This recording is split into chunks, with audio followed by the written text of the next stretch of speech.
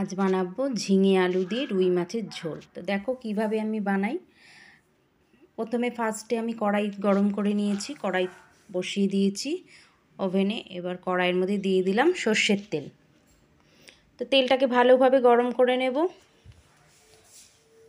তেল ভালো করে গরম হয়ে এসছে। এবার আমি দেখো মাছগুলোকে ভেজে নেব। তো মাছগুলোকে আমি প্রথমেই নুন হলুদ মাখিয়ে রেখে দিয়েছি ভালো করে।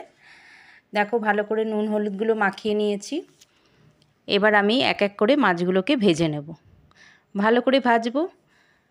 সব মাছগুলোকে দিয়ে দেবো, যেহেতু অনেকটা তেল দিয়েছি। সব মাছগুলোকে দিয়ে আমি মাছগুলোকে ভালো করে ভেজে নেব। তো তোমরা এই রেসিপিটি করতেই পারো, গরমেতে খুবই সুস্বাদু এবং স্বাস্থ্যকর। আর একদম অল্প মশলা দিয়ে আমি এটা তৈরি করছি। তো তোমরা দেখতে থাকো। একদম অল্প মশলা, যেহেতু এত গরম পড়েছে তার জন্য কম মশলা দিয়ে এটাকে আমি তৈরি করব। তো মাছগুলোকে আমি প্রথমেই দিয়ে দিয়েছি। এবার দেখো মাছগুলোকে উল্টে পাল্টে দিয়ে এবার মাছগুলো আমার প্রায় লাল লাল করে ভাজা হয়ে এসছে। মাছগুলোকে এবার আমি এক এক করে তুলে নেব। তুলে আমি আলাদা করে রেখে দেবো। দেখো মাছগুলোকে আমি তুলে নিই। তো তোমরা তোমাদের এই রেসিপিটি ভালো লাগলে প্লিজ তোমরা লাইক কমেন্ট শেয়ার করতে কিন্তু ভুলো না। আর যারা আমার চ্যানেলে নিউ তারা আমার চ্যানেলটিকে সাবস্ক্রাইব করো, কমেন্ট করবে। আর যে কে কোনখান থেকে করছো সেটাও আমাকে লিখে পাঠিও, তাহলে আমি বুঝতে পারবো যে কোথা থেকে কে করছো। তো দেখো মাছগুলো আমার ভাজা হয়ে গেছে। এবার আমি মাছগুলোকে তুলে নিচ্ছি, পরপর তুলে নিই। তো দেখো আমি ঝিঙে আলু দিয়ে করব। তো ঝিঙেগুলোকে এইভাবেই আমি কেটে নিয়েছি, আলুগুলোকে। আর মাছগুলো দেখো ভাজা হয়ে গেছে। তো সেই তেলের মধ্যেই আর তেল দিইনি। এবার আমি দিয়ে দিলাম ফোড়নে দিলাম কালো জিরে। তো কালো জিরেটা তেল গরমই ছিল, কালো জিরে তো অল্পতেই ভাজা হয়ে যায়। এবার আমি এর মধ্যে দিয়ে দিচ্ছি আলু। তো আলুগুলোকে আমি দিয়ে দিলাম। আলুগুলো দিয়ে আবারও ভালো করে আমি ভেজে নেব। আলুগুলোকে একটু লাল লাল করে ভাজবো, যেহেতু ঝিঙে তাড়াতাড়ি সেদ্ধ হয়ে যায়, নরম হয়ে যায়। আলু গলতে একটু দেরি হয়, তার জন্য আলুগুলোকে আমি ভালো করে ভেজে নেব। তো তোমরা বন্ধুরা এখানে নুন দিতেও পারো, কিন্তু আমি এখানে নুন দিচ্ছি না। কারণ হচ্ছে ঝিঙে নুন দিলেই অল্পতেই নরম হয়ে যায়, একদম পুরো একদম কিচ্ছু আর থাকবে না, তার জন্যে এর মধ্যে আমি লবণটা অ্যাড করছি না। তা আলুগুলো আমার ভাজা হয়ে গেছে। এরপরে আমি ঝিঙেগুলোকে দিয়ে দিয়েছি। ঝিঙে তো বেশি ভাজার দরকার নেই, অল্প ভাজলেই হবে।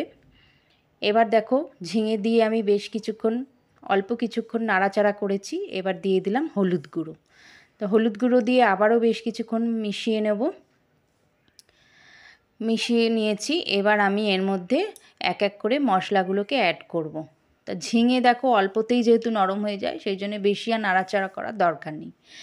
তো তারপর আমি দিয়ে দিলাম জিরে গুঁড়ো। জিরে গুঁড়ো দিয়ে এবার আমি সামান্য পরিমাণে লঙ্কার গুঁড়ো দিয়েছি। তোমরা স্কিপ করতে পারো, তোমরা কাঁচা লঙ্কা দিয়েও করতে পারো। আমি অল্প সামান্য একটু শুকনো লঙ্কা দিয়েছি। আর এবার আমি দিয়ে দিলাম লবণ।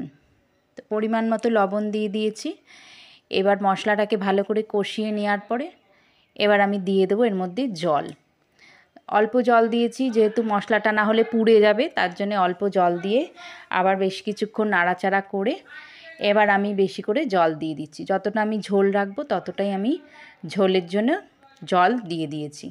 তো দেখো এবার আমি জল দিয়ে এবার আমি বেশ কিছুক্ষণ 5 মিনিট মতন ফুটতে দেবো, যেহেতু আলুটাও সেদ্ধ হয়ে যায় আর ঝিঙেগুলো আরেকটু নরম হয়ে যায়।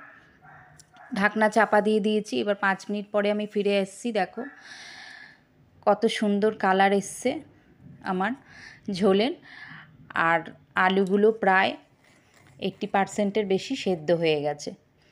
তো দেখো আলুগুলো সেদ্ধ আমার হয়ে গেছে। আর ঝিঙে তো অল্প ফুটলেই সেদ্ধ হয়ে যায়, ঝিঙেও আমার সেদ্ধ হয়ে এসেছে। এবার দেখো মাছগুলোকে আমি অ্যাড করে দিচ্ছি। সব মাছগুলোকে আমি অ্যাড করে দিয়েছি। এবার মাছগুলো দিয়ে আবারও বেশ কিছুক্ষণ ঢাকনা চাপা দিয়ে ফুটতে দেবো, যেহেতু মাছগুলো একটু যাতে সেদ্ধ হয়ে যায়।